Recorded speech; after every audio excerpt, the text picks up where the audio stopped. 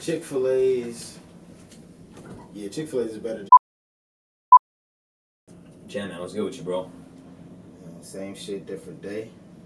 You know, just wake up and get to it, bro. I feel that. I see you out here heavy these days. You got a lot of shit going on with like the label and shit.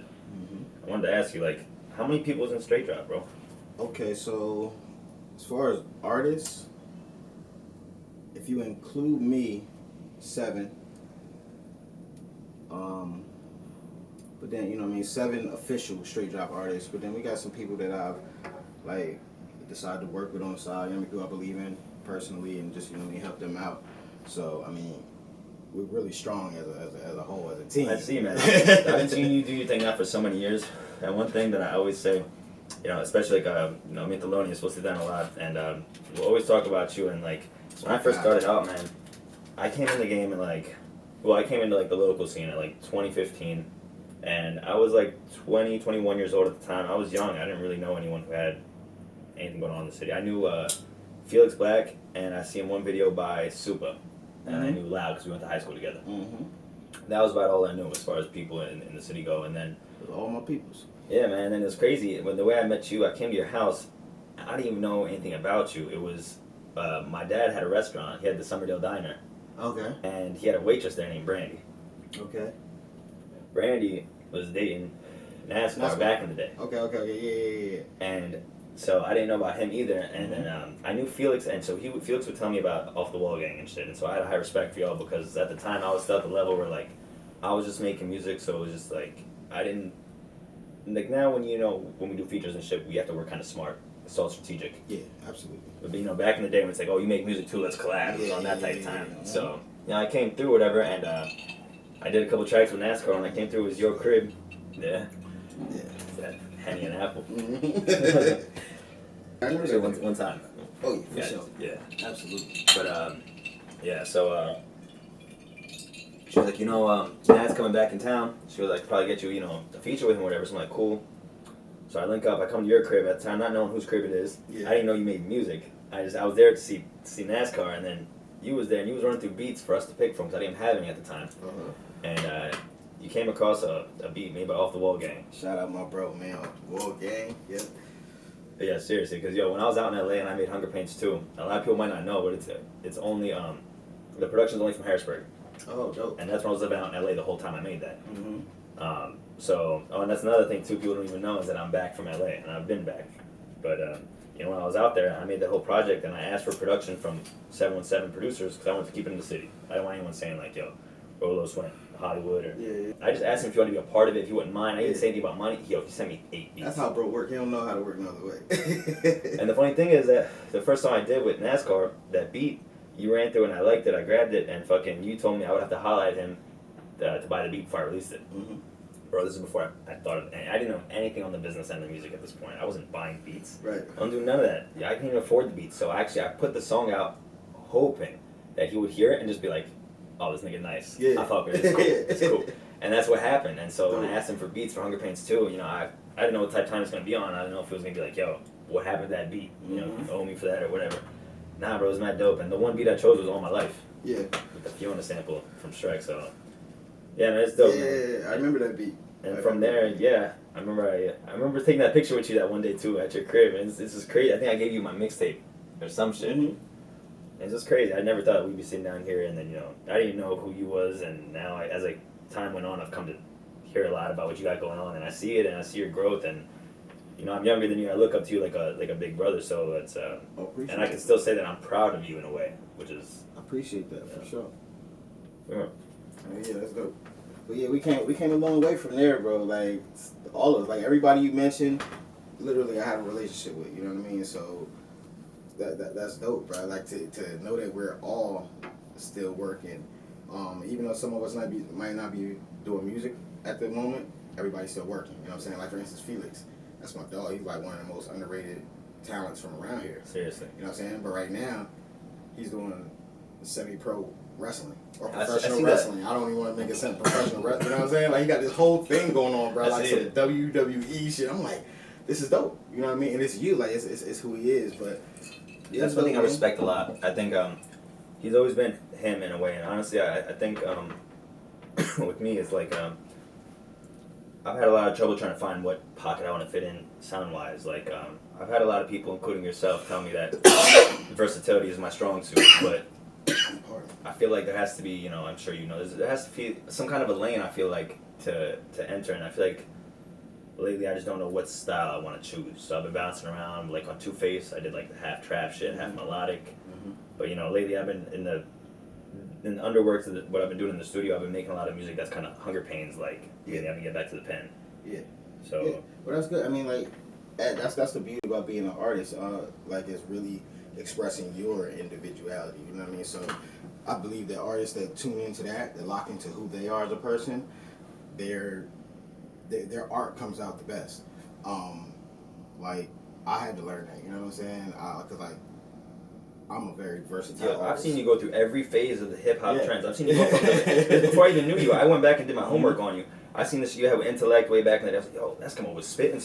Because first, when I started fucking with your music, you had shit like Fuck Up the Kitchen and shit like that at the time. And so I was like, okay, that's the sound. I didn't even know that you was even like, and I was like, oh shit, no, he knows how to spit. I'm like, he's a real rapper. Like, he's a real student in the game. Yeah.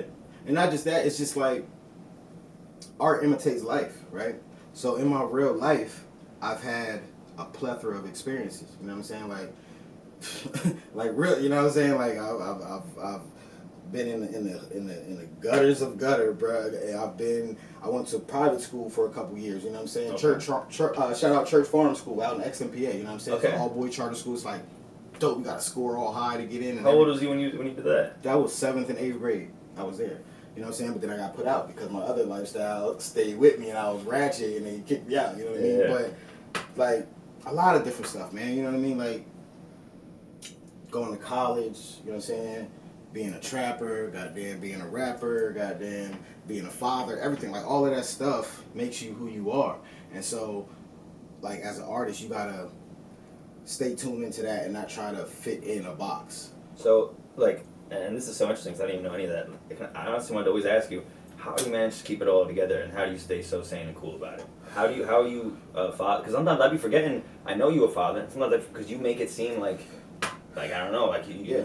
Well, I don't know that I'm actually staying sane, but I learned to like separate certain shit. You know what I'm saying? Like everything doesn't have to go in the same pot. Like my children and how I am with my kids and all that stuff. To me, because I use my social media for my art, mainly my music and everything, I don't think that has to mix. You know what I'm saying?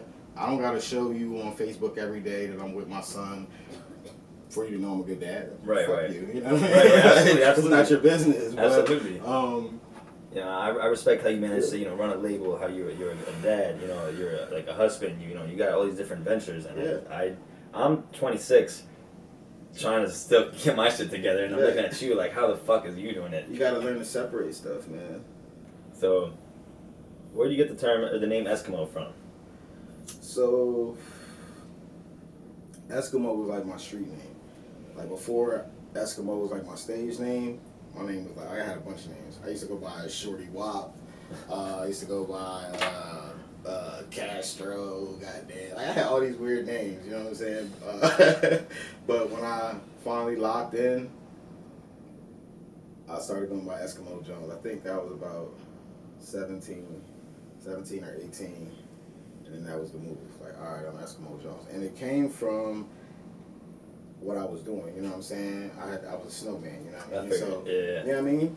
It was just like that, you know what I mean? Like, oh, Eskimo, we cold, you know what I mean? And then when I turned it into my stage name, I added the Jones because it was like, I always liked that phrase people would say, keeping up with the Joneses. Okay. You know what I'm saying? Yeah. So I'm like, oh yeah, I'm that nigga they trying to keep up with all the time, you know what I mean? I'm him, I'm the trend.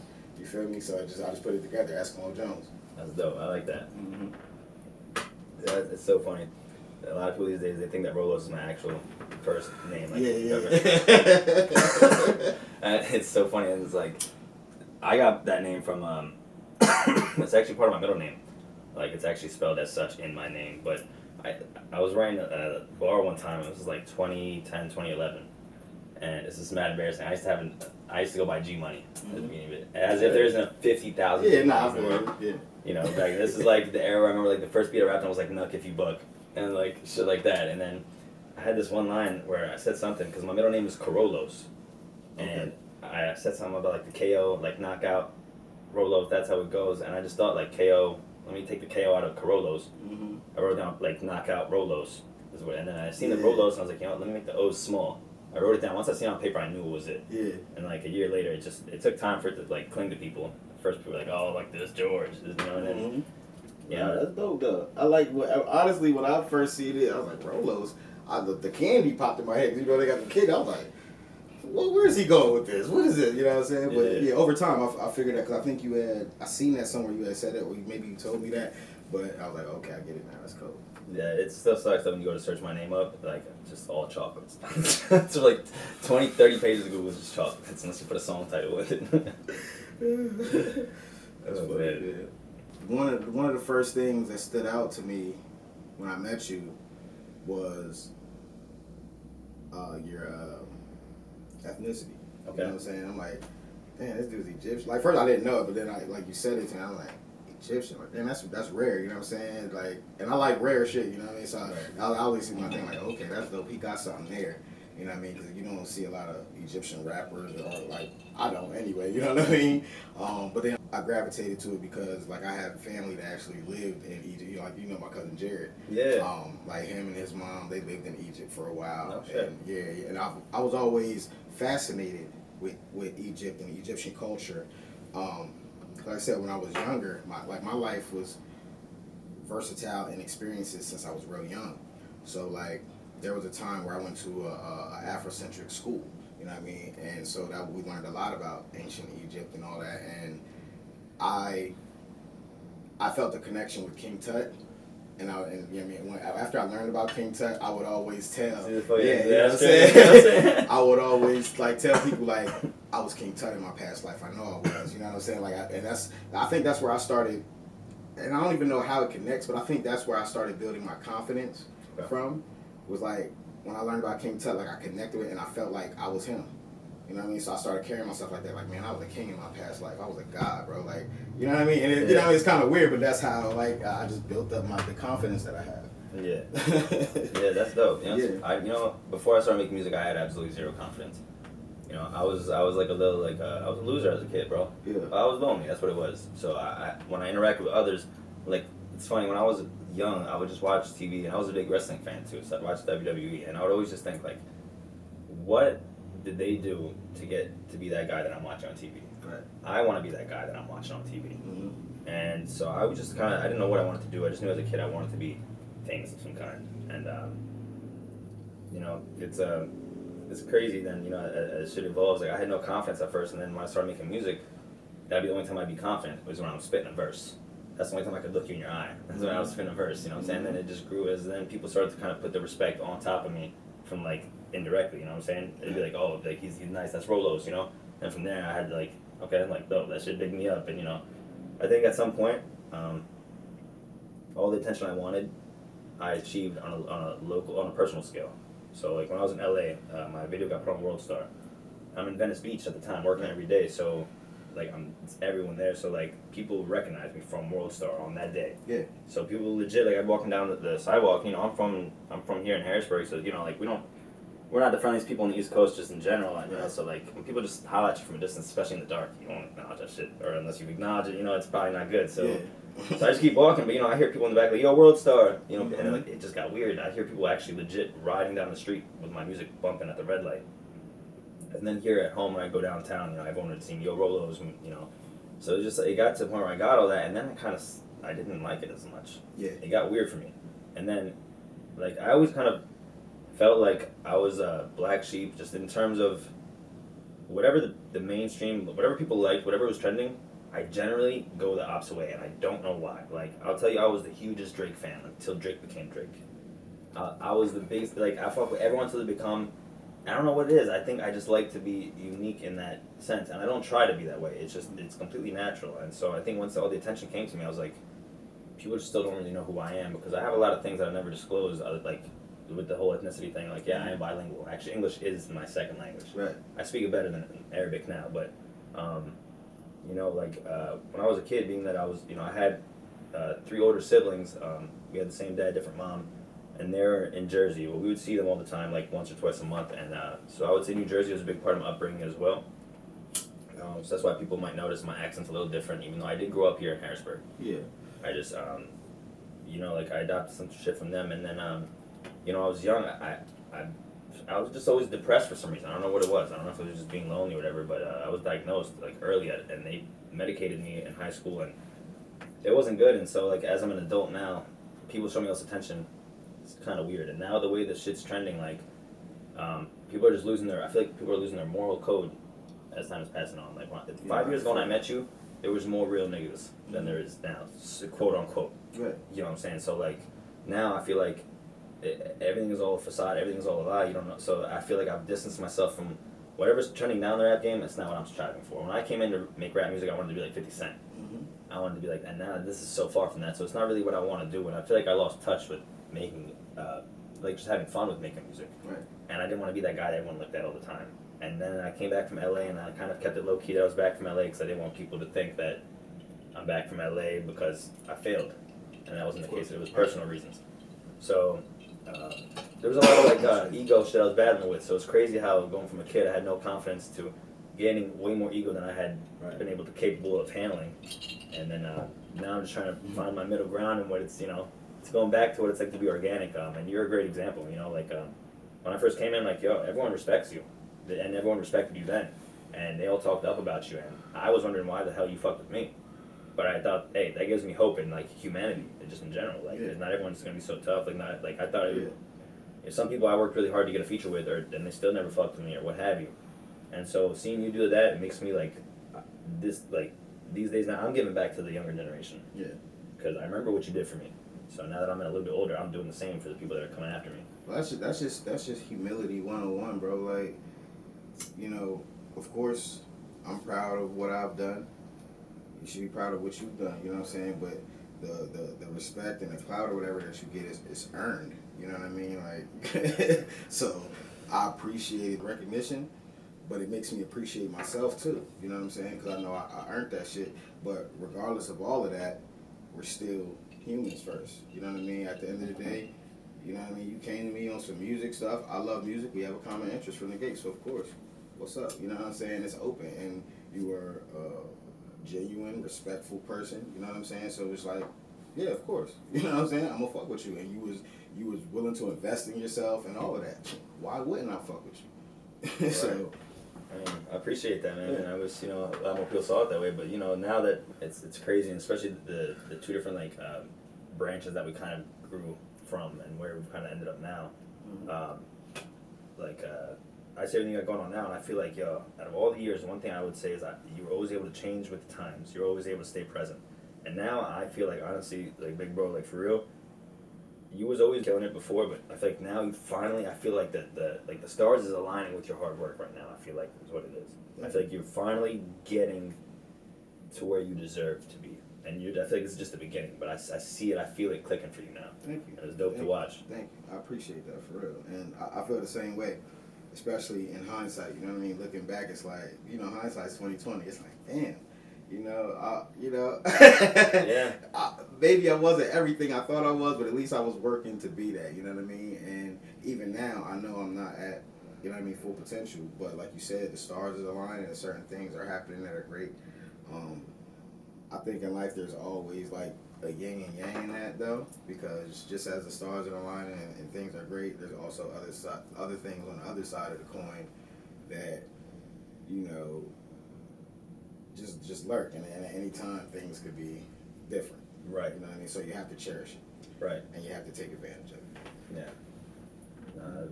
That's true. So yeah, I mean, like now I think you're doing a great job just even balancing like the whole, you know, being an artist, and then, you know, like I see all the other artists under you, and I think it's dope, you know, like a lot of different styles, a lot of different sounds. Yeah. Well, something that helped with that, like we was talking before about, you know what I mean, when we first started and everything, I used to try to fit in like certain rap categories at first. You know what I'm saying? Well, actually, when I first started, I was like, I would do battle rap. But then from there, when I started like, okay, I'm gonna start writing songs, I would try to sound a certain way, like whoever was hot at the time. You know what I mean? So, but the game at that time, the game was changing so rapidly. Yeah. That every other week or whatever, I'm trying to rap like somebody else because it's another hot rapper out now. Right. Oh, that's hot. Oh, da, da, da. And I was being a follower. You know what I mean? But a good leader has to be a good follower. Okay. You know what I mean? To be a good leader, you got to know how to be a good follower. So if you can follow well, and then you can make the transition into being a leader, you'll be a great leader. It's fact. It's fact. Because then you'll know how to lead. You know what I'm saying? You'll know how a good follower looks. You know what I mean? So you'll be able to mold them. But, bro, all of that experience of me trying to fit in and this and that, it built my arsenal. And when I realized that's what happened, that's when I added the swag god, because I realized at that time I can fit in any box. And that's the time that I met you, and you know, one of the things that really stuck out to me, and like, it's little things that you probably forgot about, but I never, like, when we did that record, that was, you were the one to help get me onto stores and stuff. Cause I remember looking at you and I would be like, yo, how is Eskimo on Xbox Music, on Amazon Music? And you sat down with me, you literally, like, face to face, you had me over, you showed me on my laptop how to set it all up, and you got on my first song, and I couldn't even afford beats at the time, so like that's when I taught myself how to produce then. Yeah. And you got on a beat of mine, and it was my first song out. And then not only that, what I'm alluding to is there was a show at what was the P&B Bistro back in the day, and I told you, I asked you to come perform with me, and you came out, and I didn't think you was gonna do it, and not that No, I just, I was like, it's not his song. I'm like, he'll just be one, and you showed up, man, and like, to me, that shit meant like the world to me at the time, bro, because like I said, no one was accepting me at that time in the city, and that's, you were a very respected name in the city, so, yeah, at that point, there's a few people, and, like, I still stay in contact with a lot of you, like, you with Thelonious, a couple other people, but, there's a whole new crowd of artists now, especially when I came back from LA in 2018. I'm like, yo, there's a lot of shit I missed. And the city's got a whole bunch of developments. It's just, it's crazy, man, to see, all the people that are now doing shit. Absolutely. But, and what you said with, with me showing up to that show or whatever, now, earlier when I said, when we were talking about the first time we linked and why, why would I fuck with you in the first place? Just because, like, that's just humility, right? But over time, in doing this music and actually getting into the business side of it and learning, something I did learn recently that I think makes a lot of sense is you wanna, when you reach a certain level, you do have to kind of change. And it will make people look at you a certain way, but it's for the better.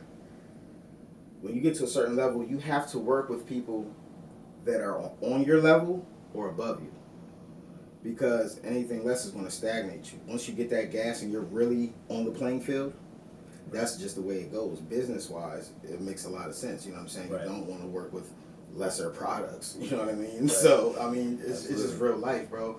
So, but that's something, that I'm actually teaching my artists now, because we're actually on the playing field. So it's like, bro, you got to work with people that are on your level. And I'm not just talking talent-wise. I'm talking about being invested into the song. You know what I mean? Like you said, I showed up to perform with you. It wasn't my song, it was yours. Right. But that's because I'm invested in it. Anything we create, I'm invested in it, bro. Right. So I'm going to show up if I can, God willing, bro. Right. So that's why I tell you want to work with artists like that. Because if you make a hot song with an artist that don't give a crap about the song, how good is it going to do? It's just you pushing it. They not behind it.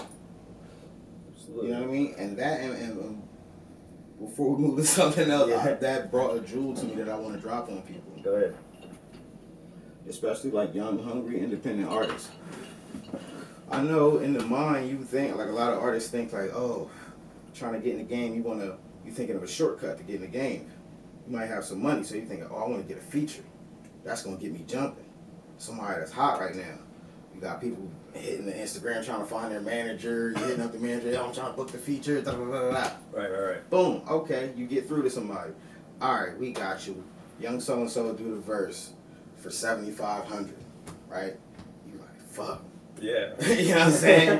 But I'm gonna make it happen. Because my manager would come to me all the time. He's like, he's like, all right, I'm looking up, like, here's these list of artists that are, doing features for X amount of dollars. And he's like, who do you want to fuck with? I'm like, honestly, nah. Like, none of them. Listen, cause boom, they gonna have a tag on it, right? So you might have the money, or you might have half of it. You get your homeboy, you know what I'm saying? He put the other half in. Y'all like, yo, this gonna blow us, my nigga. We lit. I'm telling you. Boom. You pay him that 7,500. Young so and so later verse. You get the song back, right? That's the last you hear from young so and so. Yep. You wanna know why? Because you ain't pay for for them to be invested into the song. Now you gonna holler back after, yo, why you ain't share Joan? Yo, you ain't even retweet me. Yo, you ain't even mention. Yo, you ain't even like my mention. Right. Oh, you probably didn't even have your royalty information set up straight either. And exactly. So it's a lot that goes with it, and it's like now you sprung, you hitting them up, man. What are that? Now the manager hit you back with another fee. Oh, all right. I'm saying we can share it and all that. Get behind it, put some marketing promo behind it, but we need another $5K. Oh my God. Right. So one time I got a call, dead ass, and I just like, I really don't want to put no disrespect on the OG. Shout out to 3-6 Mafia, but Juicy J's still out here doing his thing. Tell me why I got a call. This is after I dropped Hunger Pains 1. I had like 700 followers on Instagram at the time. I get a call, and it's Project Pat's manager, and I guess he's trying to sell me. He's trying to first compliment me, tell me my music is fire, yada yada. I should have more followers. 700 isn't shit. And he's like, yo, I can help you out. Project Pat, do a couple songs with you. And he proceeded to break down to me his packages and shit.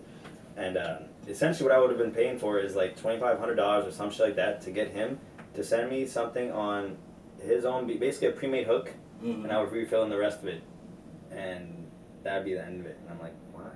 Wow. I don't even see a world where RoLoS and Project Pat exist yet, at least. I mean, now, at the end of the day, Project Pat, and you gotta look at it like this. Project Pat has a fan base, right? Absolutely. So you could tap in, and it could be a move. It would help you. You would gain some followers, you know what I mean, at least, and then boom. You know what I'm saying? And you're at a better place than you were.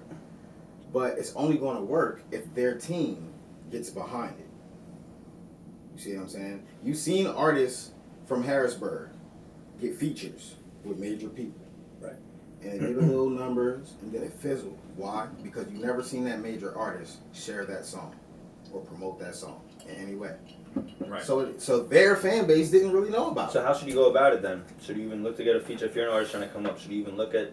If you get a feature with an artist, you have to make sure that their team is going to get behind it and promote it too, and market it as well. Yeah, that's the only way it works. How would you know? How is that? How do you... You gotta get that in paperwork. Like, it has to be...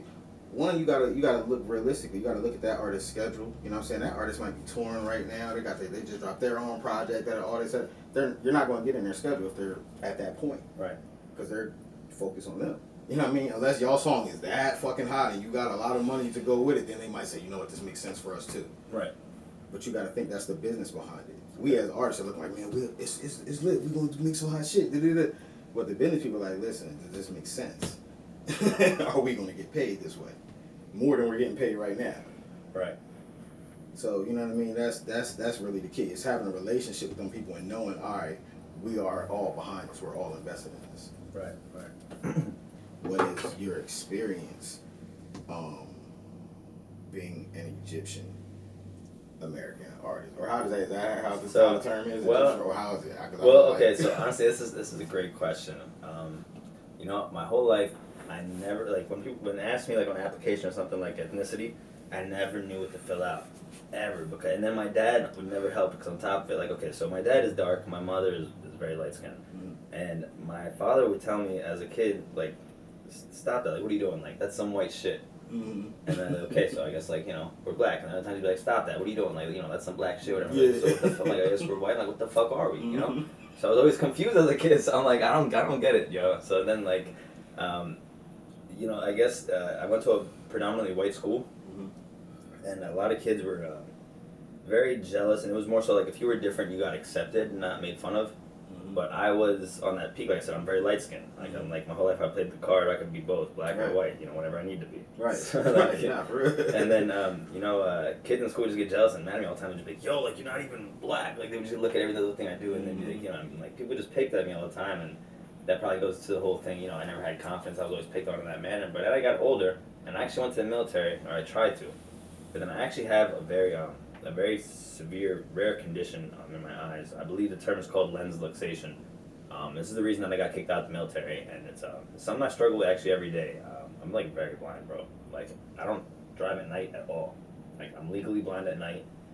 I remember you saying that before. Yeah, so it's basically it's like a little tissue disease, I guess, where the only solution for it is to get a surgery, and they would take out one of my lenses and replace it with a plastic lens, but then they would sew it to the wall of my eye. And it's such a microorganism that we can do it, but the technology is still fairly new, and the surgery is probably like 10, 15 years old. Yeah. So doctors will advise to wait it out until if my vision gets so bad, God forbid, to the point where I just wake up with migraines constantly because I can't see shit at all. Yeah. I would then get the surgery, because if I go blind naturally, the surgery can still correct it. But if I get the surgery and it goes bad, I got no vision. Right. Wow.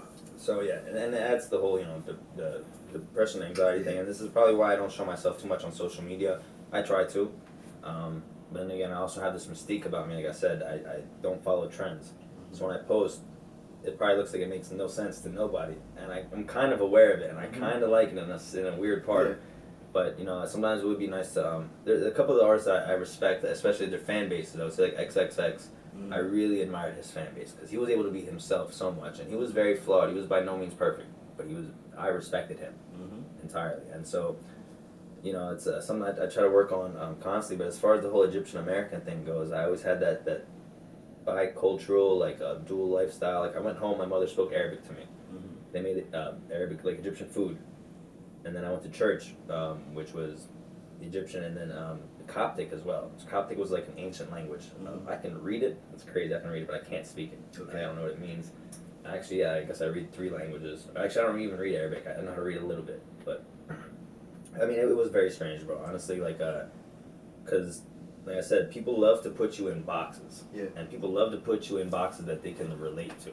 People love to make you relatable to them. So, like I said, like I had a lot of friends from different cultures, and so like the white kids always wanted to make, they made me white, and the black kids made me black, and so like then I never knew when I went to the military, my recruiter put me down as black.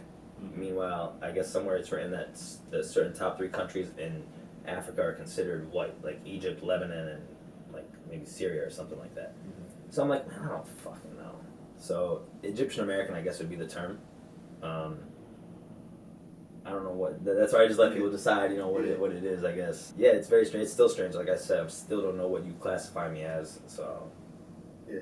Well, I mean, I just when you told me your ethnicity, I said, well, he's Egyptian. You know what I'm saying? Yeah, technically, I'm African American. Like I guess, but then again, it's like. Yeah, like technically. Yeah, I mean, you call me what you will. It don't bother me.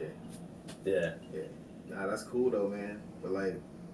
I know your life experiences had to be like rare and like a lot of instances like, well, wow, what do I do? This is different. Like, oh yeah, especially getting pulled over, by police. Yeah. And then like now that I have dreadlocks, it doesn't help at all. Oh. Now I walk out my front door now, and so it's like at first when I had a Caesar, I can kind of get away with it, but yeah, now they see me and people think I'm Rastafarian, and that's the funniust thing. Is when I was in LA.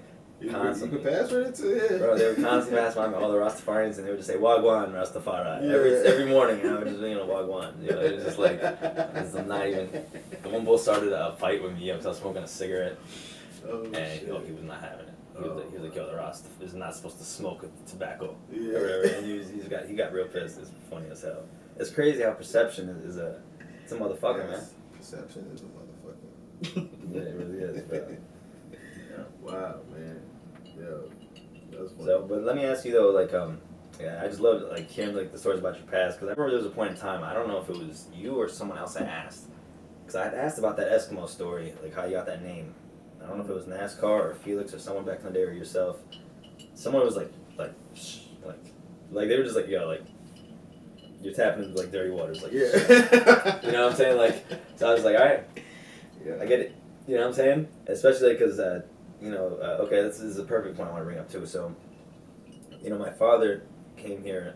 I'm first generation born in the States in my family. Mm-hmm. My father came here and my mother in their early 20s, and my father ended up working his way up the ladder and getting his own business here in Pennsylvania because he lived in New Jersey, worked in New York when he first came here. With the lose my train of thought here. That's good weed, but no, yeah. So like, you know, I'm first generation born here in the States, and a lot of people perceive, like I said, they perceive me in certain ways. So I have a clean look to me, and I was always raised in a suburban household because my father had the business. Mm-hmm. But you know, like my church was in the hood. I had a lot of friends in the hood, and when I got to high school, I completely lost my way. Like I was one of those kids where you could say I had like one foot on the right path and one foot on the streets. Mm-hmm. And I never got crazy. You know, I stopped before things got really dicey. You know, at that time period, I was trying to figure out myself a lot, and I got kicked out of my house a lot. I had a lot of issues with my father. Yeah. I didn't really build a relationship with my father until I was about 22 years old. I'm 26 now, so a lot of conflict in that area. He worked too hard. You know, he lost his temper a lot, that kind of thing. So I did always go home to sleep in a suburban household, except for when he kicked me out. Obviously, I was living in the hood and I was selling to basically survive, living on my homies' floors and shit. So there's that conflict of interest as well as a rapper, because you know everyone loves to flex all the dirt, all the bad shit. Mm-hmm. And so you know, especially as a kid who kind of saw the taste of that side while still being a suburban kid. Of course, you know I naturally wanted to do that too as a kid, and then as I get older, I'm learning to and then also when I went to LA, I was living in the projects. You know, I was living in Section 8, and so there's a lot of things that I feel like I've had a push and pull. Like I said, the whole bicultural thing, and then there's that, and like I developed a clean cut look, like like early college where I'd wear like plaid, my hair would be like I would, and that was the time I started fucking with you. And I think one time I came over and you and NASCAR actually left to go pick up, and y'all told me to wait in the car. But like I felt like such a little boy when y'all told me to wait. Y'all sung me so hard. I felt like such a little boy. I was like, all right, I'll post up. Oh, and I knew it's because I had a clean cut look. You know what I'm saying? Especially back then before the big life for everything. And I knew NASCAR was just like, yo, you just stay here. Yeah, you gotta stay here. Yeah. I'll never forget that. I was like, I don't understand why I can't just whatever. And I thought I'm with y'all. I thought I was cool. You know what I'm saying?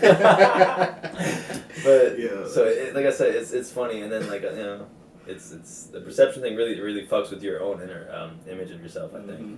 Yeah, perception, and then this is the thing too, man. Like, I know different people perceive me in different ways, and I've heard like people's perception of me. Like they tell me like, "Oh, I thought you was in." I heard, blah, blah, blah. I'll be like, "Wow!" Like, stuff gets blown up. You know what I mean? Certain stuff. But I don't know, man. Like, I've had experiences. You know what I'm saying? I've had experience. Yeah, but like a lot of stuff gets blown up, bro. People talk, and it's a small town, so people talking to each other, and some people, twisting the story because they don't like you. So what I mean, this person heard that, and then they told it to 5 people, and then it gets back to you, and it's like, what the fuck? Like, hold on, man. But I think overall, within people's perception of me, a lot of people have that, like you said, like a respect for me. You know what I mean? But I just believe that's because that's how I am. I'm a reciprocal type person. Like, I like to give respect first because I want you to respect me. Right. You know what I mean? Even people that maybe don't like me. You know what I'm saying? When we see each other, it's respect. Yeah. One thing I respect about you though is that you're very knowledgeable, and I will say from and like I know when I was living out in LA, their hoods are a little different. Mm-hmm. Their culture is a little different. Absolutely. And even like it comes down to like the drugs are different. So like the shit that I saw in those neighborhoods, and one thing I picked up is just basically there's 2 types of people, and this is going on to say why I respect you. Basically, is there's those people that they have a ceiling on themselves, or they put it there, like they'll never leave the hood, so they just aim to be hood rich at best. And if they're lucky, they'll be hood rich. Yeah. And that's about as far as it goes. And then there's people that are from the hood and understand, okay, I need to get out, I need to thrive, I need to do such and such. And that's you, and I respect people like you. They had literally seen people like homies pull up to the projects in a Lamborghini because their homie had the plug, you know, like whatever Whoop connection they had, they could rent cars, yada yada, or they were hot, whatever the fuck. Like, I'm just like, that's cool and all. You want to bring the Lambo back to the hood, but what about parking that Lambo with a nice crib? Right. And so like in Harrisburg, like in the hood, and I'm just seeing how people live, and it's just like, it's crazy. I'm like, I don't want to say like, you know, I'm not trying to put any names out there, but like I remember legit engineering a song for somebody, and there's fucking bullet shell casings from a shotgun on the floor next to my left foot. Like it was just like, it's just like everybody was so casual. Yeah. Like I didn't even notice. It was like my boy was behind me rolling L's, and he was like, yo, like, and I'm like, oh word. You know what I'm saying? And then like I came to your crib, and you know I went to your bathroom, and it's like weird detail that I just picked. I'm like, oh, it's like this motherfucker has like feng shui and like, you know, like I was like he's different. He sees it like it's clean. It's all like, you know what I'm saying? Right. I see a lot about how you move everything, and like I said, whenever you went outside, like when I first met you, you was going on with the whole swag god thing. That was really heavy at the time, so you were big on, you know, the drip. You know, you had the bucket hats. So I just remember, you know, I was like, I fuck with his aesthetic. You know, it was mad cool, and then, like, you know, at the time, like I said, I was a young bull, and so, like, I didn't understand anything about, like, living on my own, so it's like I seen you had a whole crib.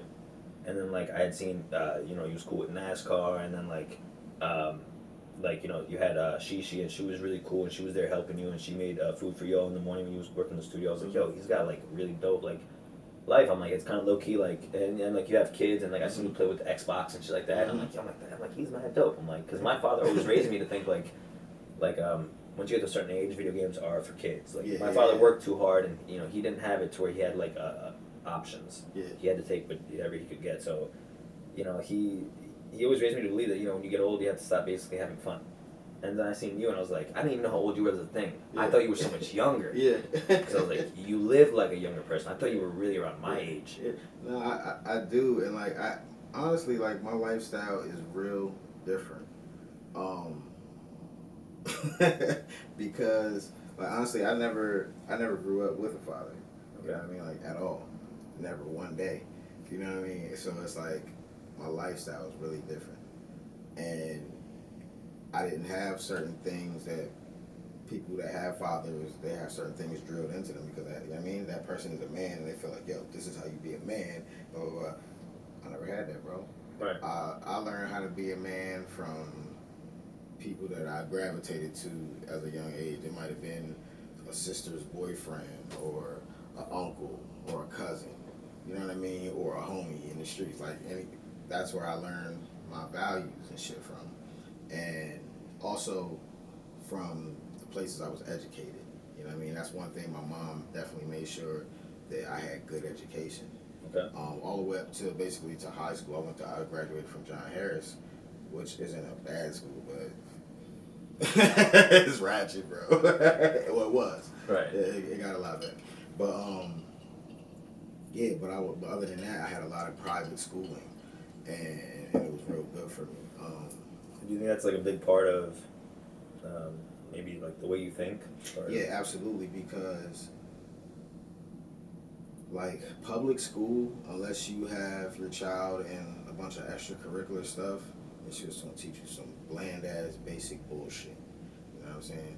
But my mom put me like I went to like certain elementary schools and all that shit, but there were certain key years where I was in private schooling, and it opened my mind to think outside of like basic shit. You know what I mean? To think on a, like, I like to think like on a global level sometimes. You know what I mean? In certain situations, like, you need to be able to think that, like, well, for the world, bro. Like, right. That's how I think sometimes. Right. So, but that's really that's dope. key. That's key. Education is key, bro.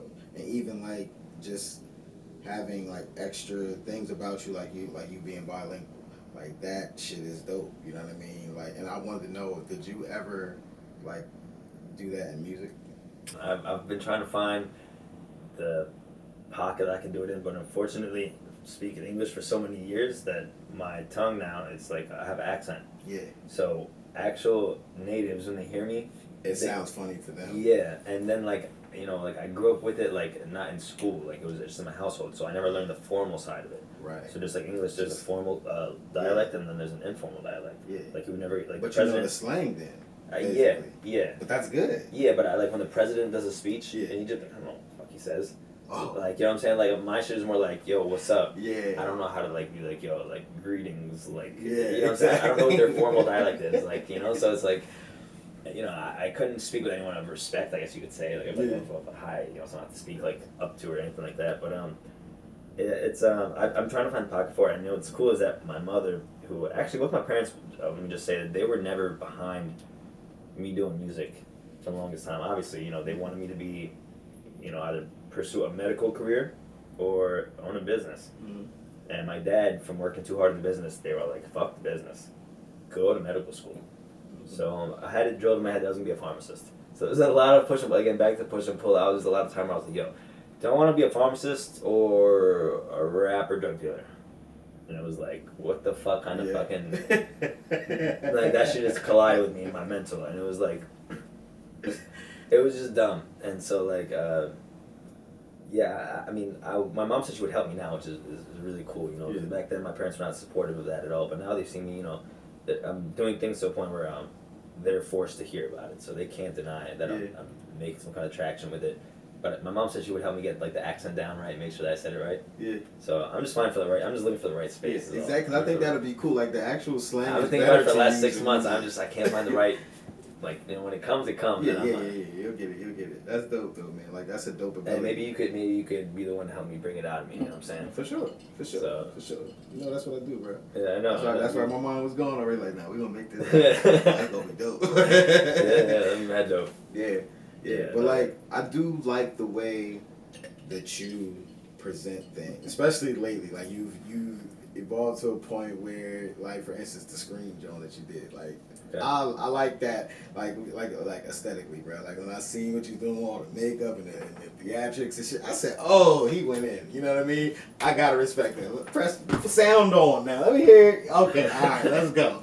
You feel me? Like that's what I like. Like you do that, and that's dope, bro. Like kudos to you on that. So like, talk about that thing, the Scream joint. So all right, so basically, man, like. You know, I have shit tons of ideas. I'm sure you do too. All good creatives do. But like, you know, a lot of the problem is the budget for an artist. Yeah. So now I have a manager. Thank God, you know, shout out to him very much. He came into my life at a very crucial time, and he was able to, you know, back me up and help me execute a lot of the ideas that I've had in my head. So, you know, that was not a pretty penny, that video. But the nice thing about it is that the videographer is a very good friend of mine, and we actually basically lived together in LA.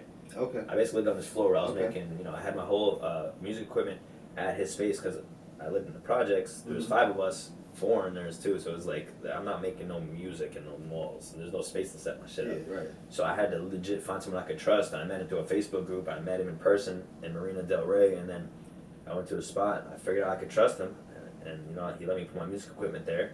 I would record there at his place whenever he was free, and I'd sleep on his floor when I'd make my mixtape, and he was the one who came over. He's from Cleveland.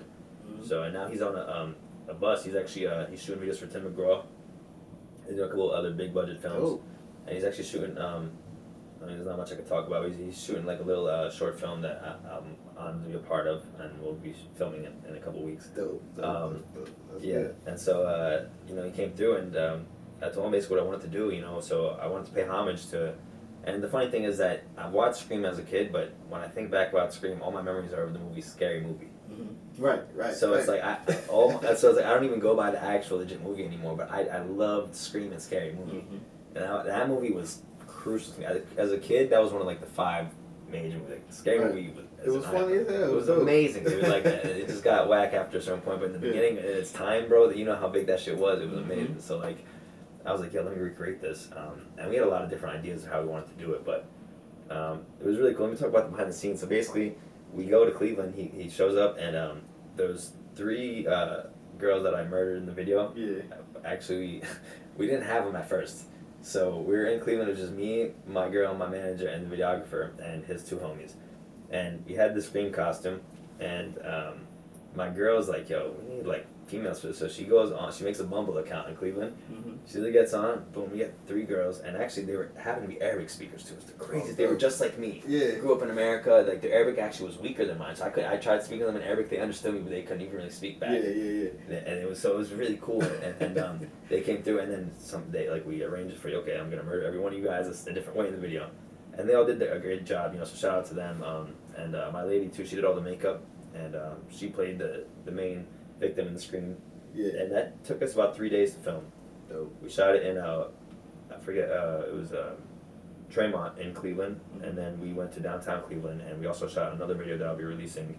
It'll probably be out by the time this comes out for Harvey Dent. Okay. Yeah. I did. So I'm actually I'm actually gonna show you the rough draft I have on my phone. What it looks like. Okay, it's pretty all cool. right. I'm excited. Yeah. See, that's what I'm talking about, man. Like, and that's something that works for you, man. Is how you just get creative, right? You put in work. Like you said, record the video for 3 days, 3 day shoot. Like, that's work. You put in work. I know. No, we didn't. The first day we didn't sleep because we were shooting between 2 different songs.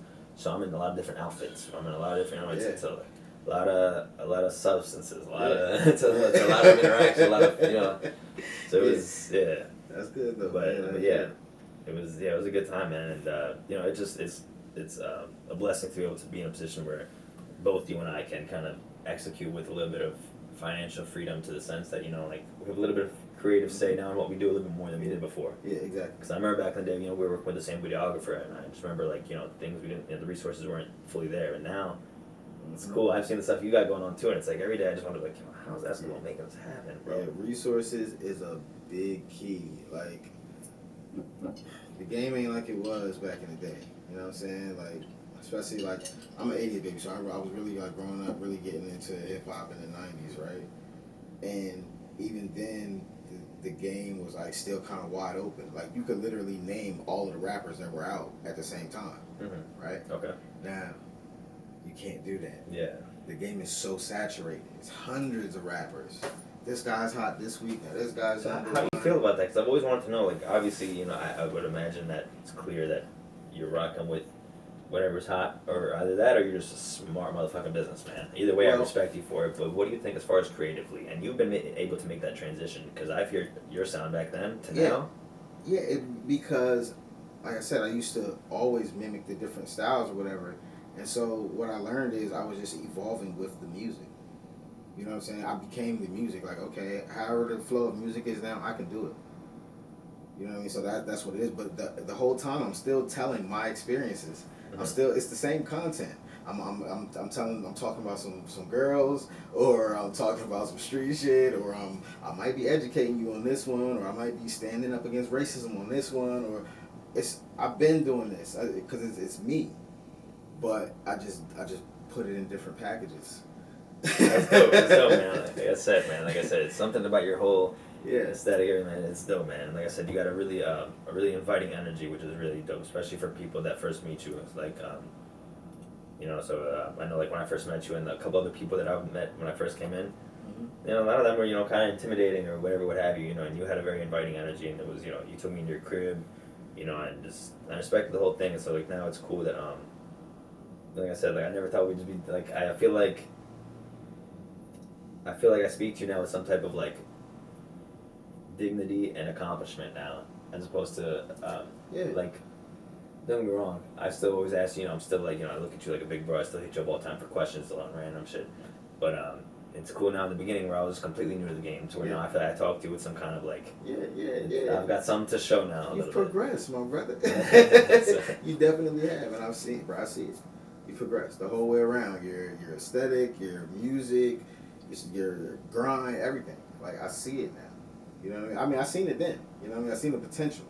But now I actually see it in action, and that's, proud of you, bro. Yeah, man. I remember when, I appreciate it. Seriously, it's really great for, some people that I respect and give me kudos on what I'm doing. Yeah, for sure. I remember when you had that 3 days in the lab EP. Oh, man. Remember, listen, man, I beat myself up about it for the longest time, bro, because I knew that I didn't give you my 100%. Yeah. Oh, on the okay, yeah. And I was, because I was tired from work, and like it was just whatever it was, like I was always salty about that. I was like, yo, I gotta do better. You know what I'm saying? So it's like, you're always someone that, and the cool part is, like, you never, like, it never changed your opinion or like on my value or my my no. creative level. Like, because even when I dropped my mixtapes and shit, you know, you still bought them. You know, I pulled up on you, you bought one every time, and so. Yeah, man, it's a. Listen, we all have our days, and also, I've been in situations where it's pressure, or it's like, you know what I mean? You wanna, like, I've been there, you know what I'm saying? You're in the studio, you wanna perform, you wanna do this hot verse, and it just ain't coming to you then, or just, like, whatever. It happens to everybody, you know what I mean? And it's like, nah, I'm not gonna look at you any different, bro. Like, I know that you're dope, and maybe that wasn't your best day. Okay, cool. We're gonna keep working. Yeah, you know what I mean? It don't matter. It's dope, man. It's dope, and you know, it's I think that song Forever My Favorite, yo, that's a fucking hit, man. Yeah. Seriously, I play that shit constantly, and I see where the song has progressed to, and I, you know, kudos to you on that. I want to know how that feels to have something that big. Well, because that's damn near there. it feels good, but it's I wouldn't say I feel satisfied yet, because I know the potential of it. Like that song and other songs that I've been around the creation of, I think I feel like I have the formula for what makes a hit for real. Or not even that. A hit is when it hits, when it goes up. That's what a hit is. But what makes a song classic, or timeless, is that it has to be real, like raw. Like it's really raw emotion. You know what I mean? Whether it's up tempo or slower or whatever, it's raw emotion. I've seen HBK Dinero literally go and first of all, the kid's 19 and he has never written a song yet. Okay. All of these songs are him going in the booth and just vibing and going, bro. I've seen him do songs front to end, one take. That's ridiculous. Yeah, hook and everything. Put the hooks in the right place so and dope. everything. I'm like, this kid's an alien, bro. Yeah. But he taps into his raw feelings and emotions at that time. You know what I mean? And if it's the right beat and the right emotion he's feeling, and he got engineer press record, it's gonna be a hit, bro. That's dope, man. Yeah, I see him out here working, man. He's a name that floats around constantly, and it's dope, you know. So it's like now, like I said, the when I came back from LA, in my mind, it was still the same market of artists that was there when I started. Yeah. And now every day it's a new name I'm hearing. Mm-hmm. And people gonna keep evolving, but but the thing is, it's hard work and consistency, bro. I promise you that is key elements. I tell that to every artist. You can have a whole bunch of talent. You can have this dope ass song that nobody heard or whatever. But if you're not consistently hitting people with what they want to hear, your name is gonna fade. Because it's like back to what I was saying, the game is saturated. Yeah. There's so much more competition than it was back in the day.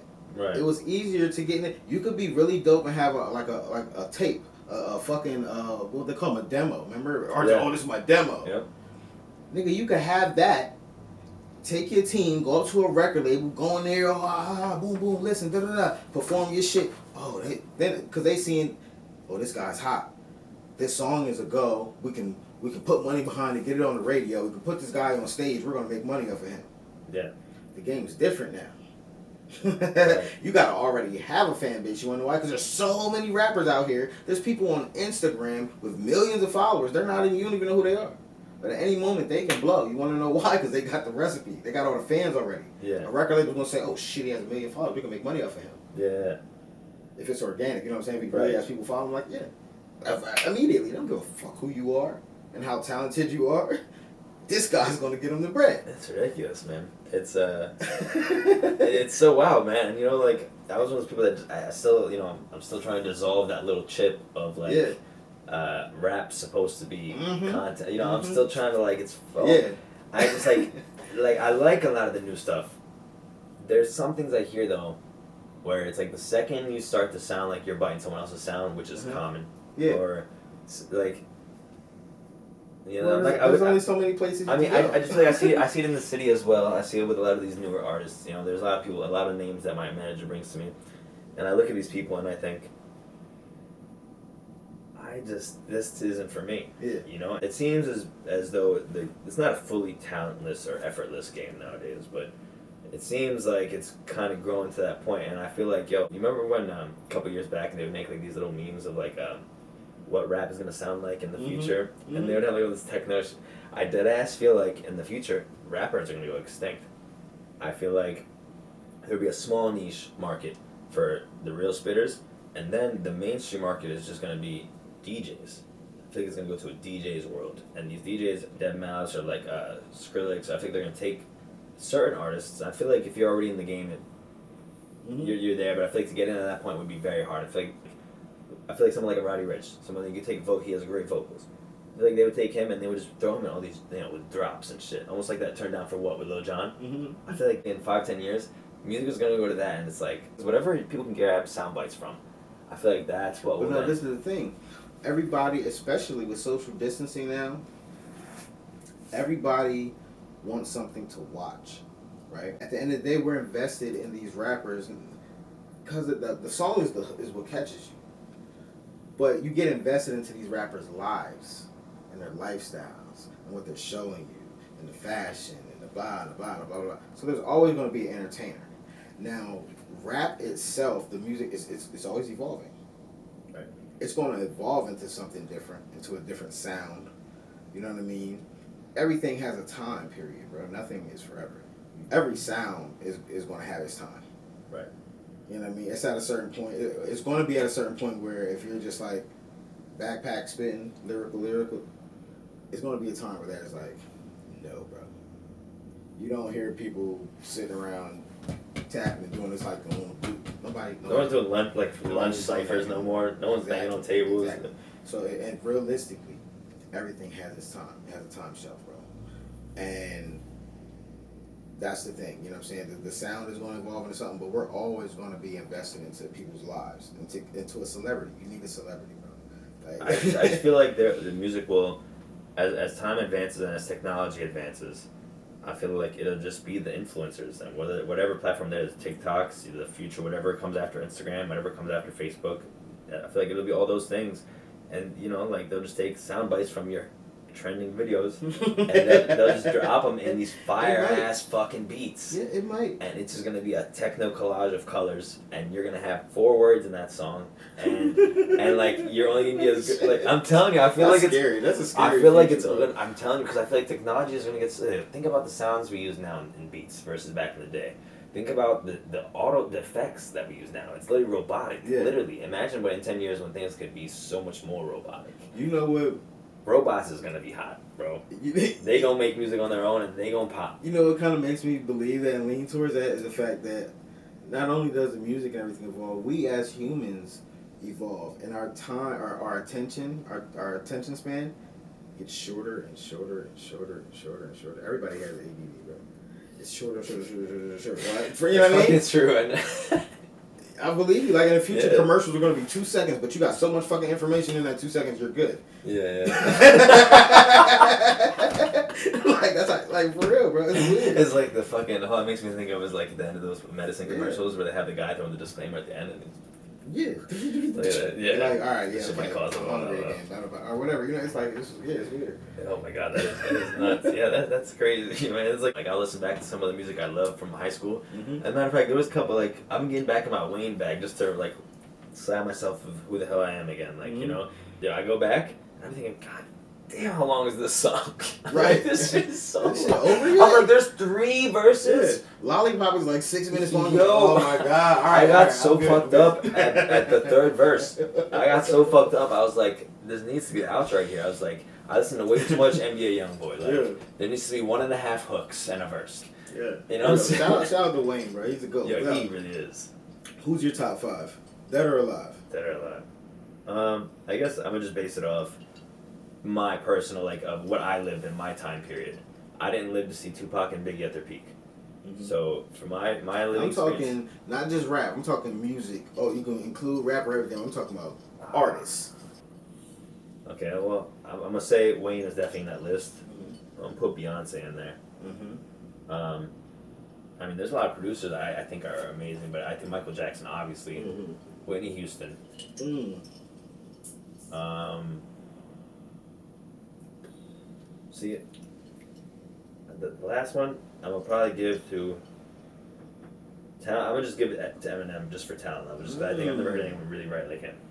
But as far as let me tell you what I grew up on, right? So mind you, like I said, from being Egyptian American, there's older Egyptian music. There's two artists, Kulthum and Abdel Halim Hafiz, and they're like the icons of the Egyptian music, at least from when I grew up. And then you know, as far as like when I grew up, my mom had a lot of Spice Girls, Backstreet Boys, NSYNC, Michael Jackson, Whitney Houston playing in the house. So I wasn't even exposed to rap music until it was like 50 Cent in the club. That was the first rap song I remember seeing. I remember I was in my room. I watched him run upside down on the treadmill, bro, shirtless. I said, I want to be that motherfucker. Yo, that's deep. And then at the time it was like Chingy right there. Was like the biggest hit I can recall at the time, and like Air Force Ones, Nelly, and there's like that, all that shit was like going on, and it was, my influence was very different. You know what I'm saying? I didn't have hip hop growing up. Like that shit got introduced to me at like 9 years old. So then I went back and did my homework. So I was late. Like I didn't get to live to see some of the artists I wish I would have been able to see. Like I would have loved to see Big L in his prime. Yeah. Oh yeah. I would have loved to see Biggie and Tupac in their prime. Like there's names that I know that I should respect, but I don't even know their catalog, and I feel like that's fucked up. Yeah. Like, I know when you talk about certain MCs, like, I'm not even putting names to let it make me look bad, but, like, if you mention a couple names, I would know, like, okay, this person is to be talked about with respect. Yeah. But I don't know none of this shit, you know what I'm saying? The catalog, So, but, okay, Nas, Nas is one of my favorites, you know, but that's just keeping it in rap. But as far as musical influence, yeah, I think that the list I gave you is... that was solid. Yeah. That's legendary. I mean, that's just what I grew up on here. Wayne, Beyonce, Michael... Houston. Beyonce, Michael, Whitney Houston, and Eminem. Oh my goodness, that's legendary, bro. And then like 50 Cent is what got me into rap. And then J. Cole came on, and it was fucking rap. Yeah. Fucking rap after that. So once I heard Cole, I said, Now what do you think? You think there's a difference? Because I personally think there's a difference between hip hop and rap. Absolutely. I get a lot of hit ups and messages from people. You'd be like, what? Oh, I bet. I can imagine. Yeah. You're still getting a bunch of those DMs about Nigerians asking you to send them money so that they can get married. No. Or that they can they can start their rap career. But I be getting videos from African people, like different countries and shit, Nigeria. Bro, why is it me? Like when I first started getting traction on my Instagram, bro, I was getting so many DMs from Nigerians asking me to donate money so they can get them like a green card or to come over here and invest in their rap career, and I'm like, what the hell's going on? Nah, them don't be scammed. The people that hit me up from over there, they be wanting to dance, like do dance videos. Oh, that's dope. And I'm like, fuck yeah. Here's $50. Fucking do that.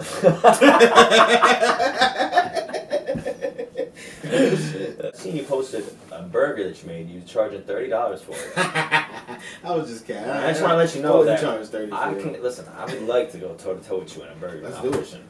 Let's do it. We can set it up.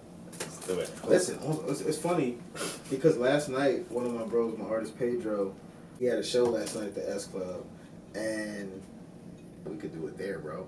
He had a professional care, like it's gonna be lit. Yeah, let's tie this up. He could like host it. Cheers to that one real quick. I mean, definitely, you know, you were making $30 off a burger because I know you got the clientele to market your burgers. I probably could. If I really push it, I probably could because I really go in, bro. I'm sure you do, and you should do be looking fire. And but I'll tell you what, though, when I seen that burger, I said, that burger looked mean, but my burgers look like that too. But listen, so I said I would like to not to down your burger. All right. But just to be transparent, that was a quick little. I'm about to go play the Xbox slap together snack. Yo, how many people ordered them? None, because I wanted $30. But if I'd have said 10, they'd have flew like hotcakes. Yo, my God, that's hilarious. Yo, because I was like, there's one person I know that could hustle a burger for $30. Probably ask. I was like, nah, because really, like when I do that, I cook stuff and I put it up. Everybody's like, "Oh, give me a plate, sell me a plate." Da, da, da, da, da. So I said that just to ward them off. Like, no, you ain't getting this. Really. You know what I'm saying? But really. Man, I'm telling you, if I don't, man, bro, listen, everything I feel like everything, you know, like I feel like everything you touch, bro, is like you might just fucking have the formula for this shit. I remember when you started up Snack Pack. Yeah. I was in LA, and I remember you had to GoFundMe at first when you was first starting up. You had like a little menu. I threw in $10, and hell yeah, you did. Yeah, and I remember seeing you guys grow, bro, and I was watching the whole thing unfold from Los Angeles, and I was just like, yo. this is dope. Yeah. Because, you know, the idea sounds like everyone's high fantasy. And like, yo, imagine you get everything delivered to you at the crib, just get high as hell, and like, yo, they bring munchies to you. Yeah. It's like, yeah. But then, like, you know, it just almost sounds like, there was like two things running through my head. I was like, one, this is too good to be true. Or two, why didn't I think of this first? And then you wanna know why? Shit started popping, and y'all got on the news. And when I seen you on the news, I said, "Yo," I was like, "I'm fucking." Yo, I was like, "I'm hyped. I'm happy for that." I was like, "That's dope." Bro, this it's funny what you just said. It sounds like everybody's high fantasy. That's what the fuck it was, bro. I know, and it's like, you know, because I know you, so it's like when I seen you come up with it, it's like all I could picture was you upstairs in your like top floor playing Xbox on your couch, just like, yo, like I would want this for me right now, so I should just make this happen. No, I'm gonna keep it real, right? I was struggling for a while. Like 2013, I had like caught charges or whatever, some stupid shit, and went to jail for a little bit. When I came home, I was fucked up, so I was staying with my mom, right? Staying in this house and shit, and she ended up moving to an apartment, but it was just a 1-bedroom apartment, right? So obviously she had a bedroom. I'm in the living room, but also I'm sharing the living room with my 18-year-old brother, who's like 6 foot, 200 something fucking pounds. He's a defensive rookie of the year for like big fucker. You know what I'm saying? Yeah. So we're both in here and fucking. I'm on the couch. He's on the air mattress in the living room, or vice versa, or whatever the fuck. You know what I'm saying?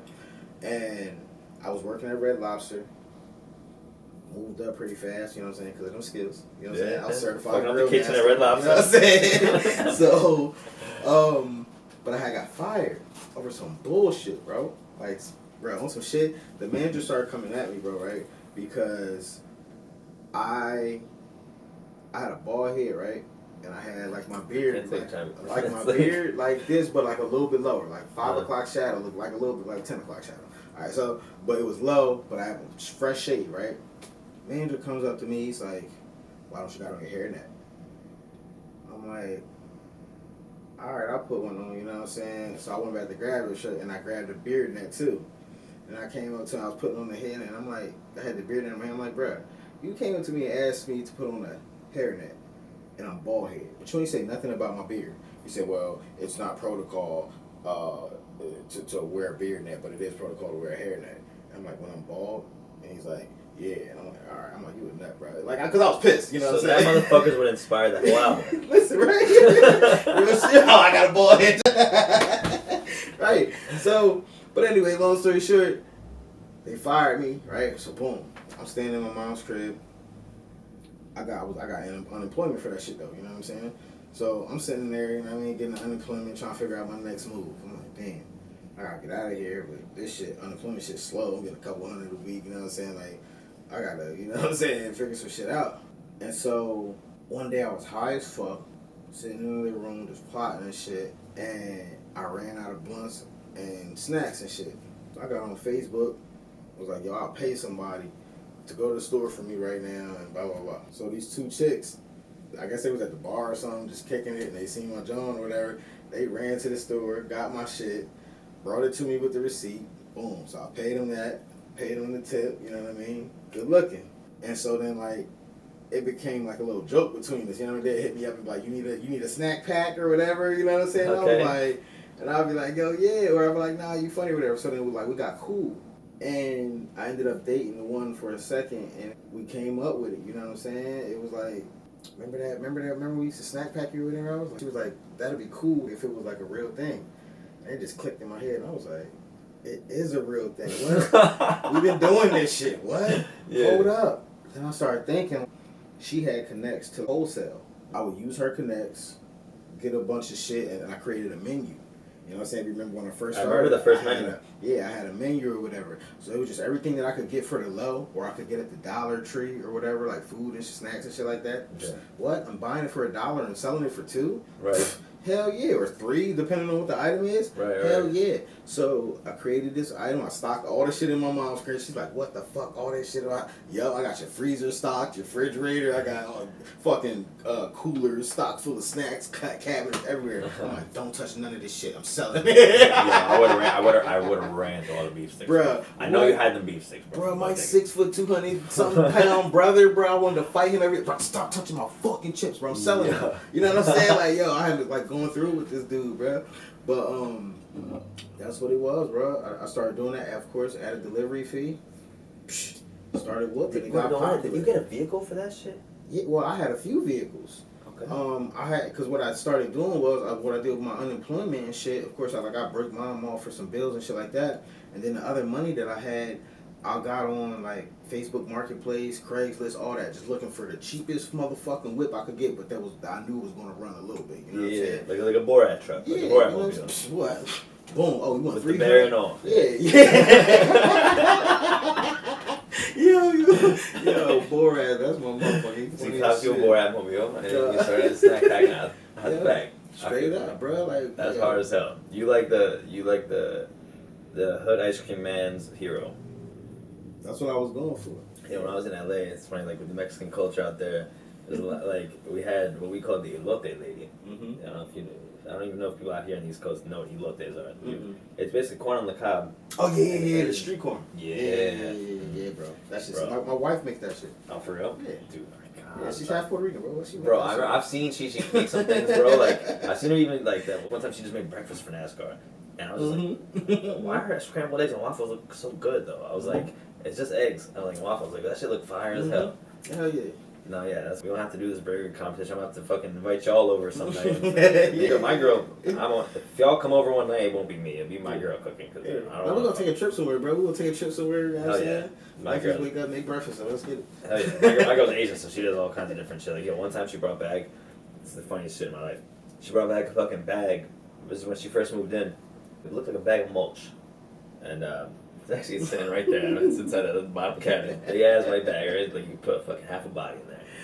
Bro, I said, what the fuck is that? Yo, is that mulch? She says rice. Oh, yeah. Bro, it's 15-pound bag of rice. Hell yeah. I mean, like, you can do so much shit with that. You put that on your back and do push-ups. Like, that shit is crazy. That shit is so big for no necessary reason. Like, I haven't even dated her long enough to go through the first bag and get another one yet. Yeah. That's just gonna be front. Bro, but that listen, that's what it is. It's that forever, versatile, nigga, we good. Yeah, I can make breakfast with this shit, lunch, and dinner. Are you crazy? Oh my God, hashtag forever, nigga, we good. Yeah, forever good. That's hilarious. Yo. Oh, man. Yeah, real shit. Yeah, man. So... yeah, this is going good. I don't know. Do you have anything you wanna? No, well, I still want to talk about like what you got going on, like with the you know what I'm saying. You got the Scream on there. You said you got the Harvey Dent coming out. But what's after that? What is on the horizon for RoLoS? So I've been really thinking about this move for like the last year, because even when I was making Two Face, I was making it with like I was still making it with the focus of whatever's coming after. Mm-hmm. I wasn't. Like, okay, so that for me was kind of showcasing, like, people have only heard me in more so depressing, so to speak, songs, or like introspective songs. I wanted to branch out and show people I can make your like melodic hit. I can come up with a melody. I want to show people I can go over the hard ass 808s.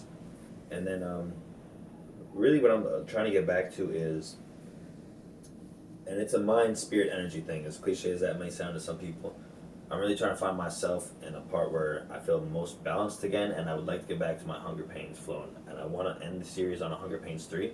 Mm-hmm. And I have visions for how I want to do that, and I've had visions from since I made the first one, mm-hmm. of what, I remember making Hunger Pains 1 thinking to myself, I know I'm going to end on Hunger Pains 3. And I just feel like I don't know where I'll be at that time or how old I'll be when I make it, but I want to be at least on the brink of blowing. I want it to be like my Flamers 3 before Dream Chasers comes out. I want it to be like that. Gotcha.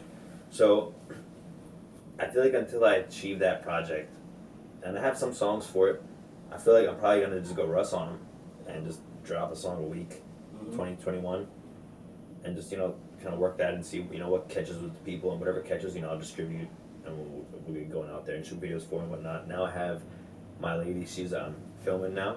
She's actually filming this, and so it's all in-house. So it's like now we have my own music videos done. Yeah. Some good work too. I seen. Yeah, I appreciate you. She's very new at it, so she's just like, she's Asian. She's good at everything she does. Real shit, man. No, she always laughs when I make. I asked her, I was like, does it bother you if I make any jokes? That she's like, no, if it's funny, Like, yeah, no, she really is smart. Like, she did all these backdrops, except for this painting up here. She actually painted these. Yeah, it feels real good. When I came inside, I said, yeah, this is comfortable, bro. Like, this is, yeah, you can vibe here. Yeah, you know, she put this together like legit an hour and a half before you came. That's dope. Like, we had that table in here. And so yeah, you kind of feel like at home. I feel like there's something I would have in my crib, and she would do something like this. I told her I was like, how would you feel if we just left this set up for like another day or two? Yeah. I was like, this is nice right here. Cool. It's a vibe, man. Y'all can just sit here and talk like. That's what I'm saying. We literally went to her grandma's this morning and we grabbed these chairs. We didn't have them. Like, you're like legit probably the second person to sit in that chair. Oh, I feel honored. Yeah, so I feel honored now. These chairs have some you know, we might have to stick around with these chairs if we're gonna keep doing this. Yeah. You know what I'm saying? They're comfortable. They're man nice, bro. Listen, my feet hurt, my body hurts. I've just been working, bro, and I sat in this chair and felt relieved, man. This is comfy. Bro, we brought that shit back this morning, like, and fucking, I sat in it, and I was like, yo, I'm getting too tired in this bitch. I was drinking my coffee, and I was like, you can go to sleep in this one. I was like, I got an interview to shoot in a little bit. I was like, yo, my blind ass, I was like, I want to take this shit, sit it right in front of that fucking TV, so I can't even see far back from the couch. I'm just sitting right in front of that bitch and play 2K. Yep. You got Xbox over there? Hell yeah. You Xbox or PlayStation? Oh, Xbox, man. Thank God. I don't know who. I had no one to play with except my brother, and he don't play the shit I play. Yeah. Oh yeah. I'm on 2K21. My tag is Swag Out Online. Yeah. Shit, I'm with the shit. I got a 90 overall center. I got a shot creating playmakers like an 88 or something. I'm getting to it. Okay. All right. Yeah. You. All right. Yeah. So like, I don't even know what my shit is. Listen. If any of y'all watch this and y'all want to play, seriously, I'm looking for people to play with. Hit me up and I'll send you my gamer tag. I don't even know what this shit is. I'm so fucking out of tune with all that shit. I do have one and I do play 2K21 like a motherfucker. So holla at me. I'm definitely gonna get your shit. Yeah. Let's go. I'm with the shit, and man, I'm like a heads up. If I dunk on you, I am gonna screen record it and post it on Facebook. I'm gonna talk shit. Yeah, we can bring it up on here. We can throw that shit like in the bottom of the screen, like right here as we talking. Yeah. Have a little clip playing. Yep. You know what I'm saying? And just Let's do it. What's hot, what's not. You know, like if you got trashed on, if you got dunked on, you know, we might do a little series. You know, fuck it. Like this is really open for anything. I think we just take this time to just honestly ask y'all what y'all want, because you know if y'all like this, I think you know this is a big home. You know we're not far away from each other in person. You know what I'm saying? We can link up and we can do this kind of thing. So I think if there's anything that y'all like, you know, like we're definitely gonna have that burger competition. So that's happening. That's happening for sure. So we gotta find out who the burger peoples is. We gotta get the little market, the right hashtag forever good. It's going on the YouTube channel too, right? Yeah, it's going on everything. We're gonna put this out segmented out for Instagram. We're gonna cut out little like Joe Rogan clips. You know what I'm saying?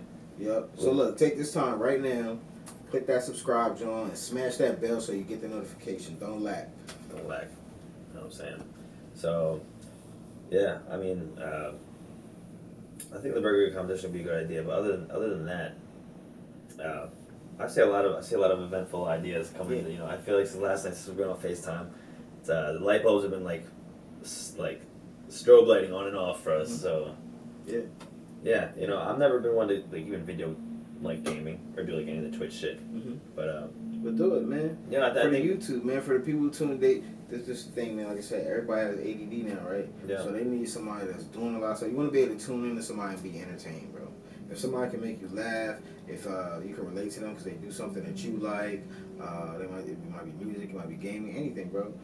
That's building a connection. That's building your fan base, and you just have to do it consistently. So just like I tell my artists, if you sometimes you want to lock themselves in a mind frame of, I'm an artist. You know what I'm saying? I just want to go to the studio, create music, shoot videos, No, you know what I'm saying? You have to be a real person. You know what I'm saying? I'm so glad you brought that up. I feel like that is exactly where I've been. I've become myself short at that. I haven't been showing my person, or I haven't even been, like, you know, like, people don't know who I am, and I think that's the crazy part about it. For someone who lives inside his head so much, it's crazy that when I go on my Facebook and out of the 2,500 some friends I have, they have no idea. There's like 20 of them maybe that know who the hell I am. Some of that stuff you gotta tap in and let it out, because that's what's gonna build a bond between you and your audience. You know what I'm saying? Like whatever you doing, like you play video games. I don't always do it myself because like I'm more focused on my artist like right now, honestly. But all the stuff that I'm learning, like when I do roll out something, like you see, I just shot a video the other day. When I roll it out, watch, bro. Like people are gonna connect with me and they're going to fuck with the song. You know what I'm saying? So it's gonna do traffic. That's why, like my artists like Shakesumgeez Dinero, why they have so much organic pull is because they connect with people. On Instagram, Dinero is always doing a trailer or, you know what I'm saying, on his story. He'll have 30 posts on his story so people can see exactly what he's doing. Like they're you know what I'm saying, living vicariously. Right. You know what I mean? So those people are going to tune in when he drops a song because they fuck with him. Right. You know what I'm saying? Right. And I've been trying to, you know, apply that to my own, you know, you know, you can tell since about a week ago when we planned this out. I don't know if you noticed, I think every day I've been posting something. Yeah. So I really took what you say. You know, I'm just trying to remember that because you know it's very easy to get like very complacent in your lifestyle, especially when things don't. Like you said, we all have ADD, especially as artists. We always are the harshest critics on ourselves. So it's like I don't care how much shit or how many accolades I'm building up, I always feel stagnant. I can't help that. So it's like, it's mad easy to be like, yo. You know, like just go through the motions. Like I feel like I was running on autopilot for the longest time, and now I'm trying to get back to it. It's like, oh shit, like there's a whole new crowd of faces, and they don't know anything about RoLoS, so I can't just operate in autopilot anymore. I gotta present myself again. You gotta present yourself, but also try to be as organic as possible because we're in the age of reality stars, right? So people want to look into your real life. They want to see how you really are. You can't show them everything, obviously, because everything isn't for everybody. But the things that are for every and anybody, you got to show them. You know what I'm saying? To stay relevant in their mind. Like I said, because if not, they're watching somebody else. Because somebody else is showing them everything. Right. You know what I mean? So if you want to be an entertainer, you got to entertain. The show don't stop. So it's pretty hard though when you're an artist who talks about having a lot of nice things or achieving a lot of things, but then your lifestyle shows a broke person. Exactly. That's why you have to be organic. You got to be real. You got to really show them your life. You know what I mean? But it's dicey for some people. Some people are drug Some people dealers. have to. Some people who don't. Yeah. Some people don't. And the thing is, like, we come from like you more so even than me, but I'm even from a little bit older of a generation to where there was a higher percentage of people who that sold drugs did it because they have to. Yeah. Now it's a higher percentage. I feel like of people that do it because they want to, and people that really do it because they have to. You never fucking hear from them. Yeah. So you don't even know who the hell they are. But even some of them get lost in it, and then they end up being like the other ones. So I feel but speaking on what you said with that point, I feel like to show people your transparency, and then you're trying to uphold an image of I got fancy cars, I got bad bitches, I got yada yada yada. So now you become a drug dealer when you're not even about that shit internally. And then it shows because then either you're getting bagged or killed worse. And then or you're selling drugs for nothing because you don't even need it. Because you're bad with money and you're fucking it up. So you still ain't buying new clothes and new cars and everything because you're just fucking up your money. You're like it's a lot of different formulas and shit that can happen. So it's like I feel like wanting to be a rapper nowadays, I feel like it just comes with a lot of baggage. I feel like because there's obviously select people that that blow from that or completely organic. Like I don't have to do shit. You see that I'm struggling. You see I'm working on 9 to 5, and they still manage to make strides. I think that's impressive because I feel like now I see people who are they're not about that shit at all, and here they are they joining gangs they're fucking they're throwing themselves all the way deep in the waters, and it's like, bro, you just put a fucking lemonade bottle on your face, bro. And you're talking about I'm a blow. The right label's looking at me. Yeah. That's scary shit. I feel like that's where you lose me. Yeah. That's because you gotta think. We're all humans. Flawed beings walking around being who we are, but we have this pool of people chasing the same dream. That don't mean that they're all smart. That don't mean that they're all super artistic. That don't mean that they could be totally bag of shit, but you're chasing the same dream that I am. Right. You know what I'm saying? So it's like it's just real life, bro. You know what I mean? And I feel like that's why I've also been trying to I think I'm trying to find my place and more so that getting comfortable with again like I said I'm still trying to dissolve that chip of the new sound of rappers. I'm still trying to dissolve that chip of I can be fully transparent. Yeah, you just gotta be. Because it seems like we're still battling for an image as rappers. I feel like we're still looking for that other man's respect. When it's you might not know the other man when now I'm just trying to think yo. I care about the respect of people I respect. Yeah. If I don't know you, respect you, then I don't really care what your opinion says. I got on World Star. I've seen the nasty comments people leave on. They're hilarious. Mm-hmm. And even if they were complimentary comments, I don't take none of them seriously, the good or the bad. Because you know it is they don't know shit from shit. Absolutely. So I think now it's more so important to me that people that I respect show or have respect for me. But it's crazy though. Still trying to be an artist. I feel like there's that balance of you do have to. Where's the fine line between the transparency in your lifestyle and your branding? Well, it's like this. Rap, like this is where it all gets dicey, because it's like I said, we a lot of us have that we value the essence of hip hop, right? So we're like, oh, it's a pure art, it's raw, it's this and this and that, it's for the streets, it's not for that glitz and glitz, it's not for that, it's not da, right? But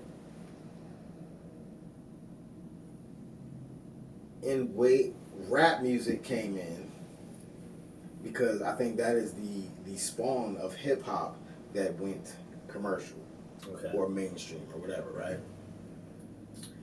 So that shit changed the game, because now it's not just this super dope rare art form anymore that ended up getting popular or televised or whatever. Now it's a business, it's entertainment, it's a big business. Okay, it's entertainment now. So now it falls in the realm of just everything. You goddamn movies, everything. It's in that realm of entertainment. So now, not only and like I said, it's the age of the reality stars now. Reality stars. Okay, they showing you organic stuff in a way, because a lot of it be staged and shit like that. But there are people on Instagram that really like will show you the real life, or whatever. But it's still scripted in a way. Bro, I mean, bro, you don't care, bro. Like, don't even sugarcoat. Like I hear you. Like, how scripted that shit be. It's reality super scripted. Seasons be filmed in a day. Yeah, you know that. Absolutely. Listen, So, I've worked with people that are on Love and Hip Hop right now. You know what I mean? Like you know. So I know, like, it's super scripted, but they're showing you life. Right. You know what I'm saying? Right. So at the end of the day, when we're in this rap game, even as a hip hop artist in the rap game, because that's the thing, we have hip hop artists who want to stick to the culture and the essence of hip hop, but you're trying to. I feel like you hit the nail on the head. I feel like that's me. Like you want to be in the game though. Right. You know what I'm saying? Absolutely. Because it's like at the end of the day, this is what I do, this is who I am, and this is a way to make it lucrative and have a lifestyle, and it's just real life. Like, okay, let me use my talent. Right. Yeah. So what? That's where the conflict of interest is. Because you want to stick to the essence and the true, of hip hop, but then it's like, well, this game is smoke and mirrors, baby. For lack of a better term, the game isn't what it is. Not at all. It's evolved. Take it for what the viewer will make it out to be, but from our context here, saying from my perspective in a negative way, the game isn't what it is or what it was. The game isn't. And what that's it why was. when I wanted to be 50 Cent one day, that or wanted to be Lil Wayne, that wanting to be whatever that hot shit is. That hot shit now is face tattoos and facades, and fucking the next man's bitch, trapping out the trap house. So this is the thing. The you're right. The game isn't what it was. I feel like I want to get in the game realistically, do a couple albums, get my money, invest it, and be the fuck out and live in the shadows. Yeah, but you just have to attack it with a smart business mind, because it's 90% business, bro. It's 90% business. Like, the game changed. Let me tell you why the game changed. You gotta look at humans, how we are as fans and consumers. Okay? We become fans of things that we can relate to, but that we really can't do. Okay.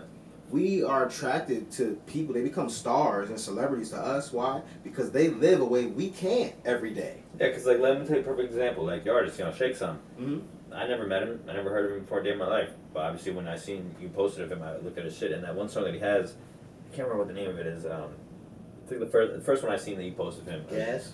Yeah, the one where he's in Home Man. And he's Yeah. When I watch that shit, bro, like that shit makes me want to turn the fuck up, bro. Yeah. It's like you said, like I can't physically relate to that shit, but like when I say that shit, yo, bro, you know, I feel like, you know, I want to, you feel like, man, I want my niggas behind me. Yeah, like you know what I'm that. saying? Like, I want to do that. Right. And it's like, you know, it's, yeah, you're right. That's what I get from watching that, you know? Yeah. You're absolutely right. It's And just, that's what we're attracted to, right? So think about it. So back in the day, it wasn't that much for them to be above us. You know what I'm saying? You could throw on a big gold chain and pull up in a Benz and a Kango, fuzzy Kango. Now, oh, he's a celebrity. Like, oh, he's a rapper. I don't pull up like that. Yeah. Right?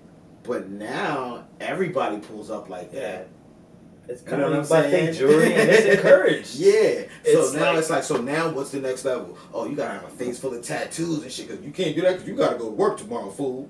You know what I'm saying? You can't live like that. So that's what we're attracted to, and that's what will make somebody a star, especially if they're always in our face and they have something that's relatable or likable. It's like, yeah, they're dope. I don't do that every day. I fuck with him. Right. You know, we represent the same thing. We're both Bloods. We're both Crips. We're whatever. You know what I'm saying? Yeah. You're gonna be a fan, and that's what sells. And so that's why those are the people that are getting chances, because the record labels know, all right, this is a person that's going to have a lot of fan base. And actually, this is the thing. That's how they used to think. This is a person that's going to have it. Now, with the game being so saturated, like I said, you can search on Instagram and all these people. You never heard of this guy, but he has 1 million followers. He's going to get the shot before you, because he lives a lifestyle you don't. It's a reason why he has those 1 million followers. It's something he's doing that you don't on the average that makes him a celebrity or on star level. Right. And the record label knows immediately, if we put our stamp on him, get him a feature with Drake, do whatever, blah, blah, blah, blah, we're going to get our money right back. You're talking about more so just people that are general influencers, right now? I'm talking about rappers. I feel like people that are trying to make it in music who don't have the following, like, on social medias or whatever. How do they become a rapper? For someone who loves the music itself, isn't someone who is a TikTok dancer or an Instagram influencer, someone who's genuinely trying to make it solely through music. Right. Do you feel like they have to be of some type of like celebrity or something? No. They gotta be either about that hood shit, or they gotta be like. No. There's those who are really there. There's those who aren't there. And I feel like we just talked about like the people who take on that real lifestyle inorganically, and that shit fucks them up. And then you have people who are really about it and it works for them. But now I feel like to be a rapper, I feel like you either gotta be really a gangster for real, or you gotta be like super suburban white. And there's like the middle class of rappers is kind of drowning out. Like you either gotta have a jail record, you gotta have a body, you gotta have a track record of some kind, or you gotta be this guy who's like, oh no, it's totally cool because I'm white and my parents had money and like everyone in my suburban community accepts me. That's a misconception, my friend. So explain that to me, because I feel like that's a... What you have to do to break a plane and become popular in the music game is, well, it's not one thing. It's a lot of things. All right? You personally, as an artist, you have to create dope content. It doesn't have to be better than so-and-so's. It has to be dope. Period. Quality, sound, presentation. It has to be dope. You have to create that. Then you have to make it go, because everybody has dope content. Everybody does. So how is your dope content going to get in front of more faces than thousands of other people? But going to that relatable factor, where can people latch onto that? More so like, to be relatable, there isn't really a fine line. There's a very gray area of relatable. Yeah. There's people that live their 9-to-5 lives and they aren't so by the book, but they're not so off the book either. Yeah, you just have to be you, but be clever. Okay. Because the cleverness is what's going to hook somebody to their connection with you. You know what I'm saying? Because you're going to say something in a certain way as an artist. You're going to say something a certain way, and it's going to make them really catch it. Right. And they're going to relate to it. Oh yeah, I fuck with that. Because at the end of the day, you're never going to say nothing that hasn't been said before. We all have our own experiences. You know what I'm saying? But at the end of the day, we're all connected. We're all saying the same thing. There's somebody else that had the experience you had. Right. And so it's never what you say, it's how it's said. Nas said it the best. Nas was one of my first influences where I felt like I wanted to rap. And he said, "Oh, idea is original. It's nothing new under the sun. It's never what you do, but how it's done." That shit stuck with me forever. It's solid. First of all, he said that real dope and clever, right? And then I thought about it. Damn, he's right. And I share that sentiment. I share that thought process. I know it's nothing new. People say the same shit all the time. This is how you say it. That's a prime example right there. That hooked me with Nas for life. Like, damn, I'm gonna forever feel like that. I fuck with that, and he taught me something, and it's true. You know what I mean? So the key to being relatable is being you, for real, being you, but just finding a clever way to be you. I think that is that's a super hella dope way to fucking outro this shit. Yeah, for sure. That was great, man. Cheers, big bro. Cheers, bro. Appreciate you, bro, for everything. Absolutely. Yeah.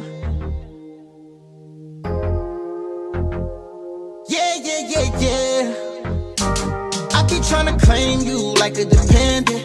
Let you ride my chain, yeah, the one with the pendant. Swear I get you fucked up if you try to end this. It's more than a friendship, forever my favorite. And I be tryna spoil you when you don't deserve it. You know I forgave even after you hurt me. I know this relationship ain't gonna be perfect with all of these issues, but I think it's worth it. Yeah, I know you're worth it.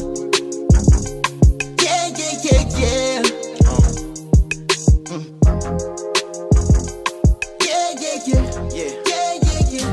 I be tryna spoil you and I ain't even got it.